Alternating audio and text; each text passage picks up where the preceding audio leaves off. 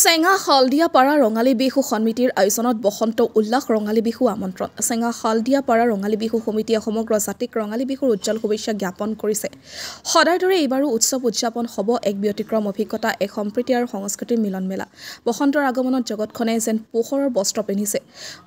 ফুলে ফুলে বতাহে বতাহে বহাগে কঢ়িয়াই আনিছে সৌন্দৰ্যৰ মাধুৰ্য, হৃদয়ত বাজিছে ৰঙালীৰ সুৰ।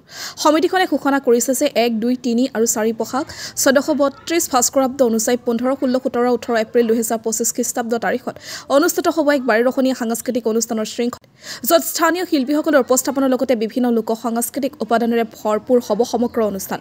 সমিতিৰ আহ্বান, এই আনন্দৰ সময়ত সকলো শুভাকাংক্ষীয়ে উপস্থিত থাকি অনুষ্ঠানটো অধিক সফল, অধিক মৰমৰ কৰি তোলক। বৰপেটা চেঙাৰ পৰা লচিত বায়নৰ report, North East Frontier news.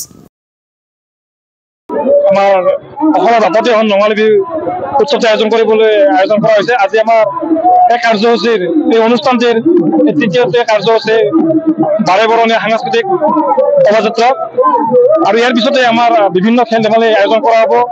আৰু আমি সকলোকে আপোনালোকৰ জৰিয়তে জনাওঁ যে অহা 3 বহাগ আৰু 4 বহাগত আমাৰ বিভিন্ন প্ৰতিযোগিতা সাংস্কৃতিক অনুষ্ঠান আছে। ধৰি লওক আধুনিক নৃত্য প্ৰতিযোগিতা, সদৌ সমিতি বিহু নৃত্য প্ৰতিযোগিতা, সদৌতি কাৰ্যসূচীত আমি সদৌ অসমবাসী ৰাইজৰ উপস্থিতি কামনা কৰিছোঁ।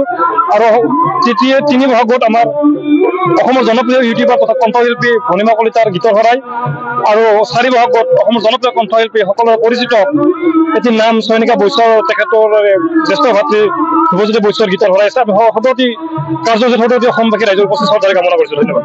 আছিলে আৰু তাৰে আজি আমি সাংস্কৃতিক শোভাযাত্ৰা আমি হালদিয়াপাৰাৰ পৰা আৰম্ভ কৰি আমি চেঙা সভা মহোৎসৱ ফিল্ডলৈ আহিছোঁ।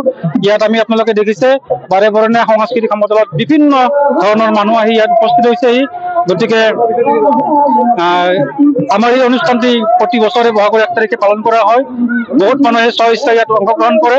গতিকে এই উৎসৱটো উত্তৰোত্তৰ আপোনালোকৰ সহযোগিতা আমি কামনা কৰিছোঁ।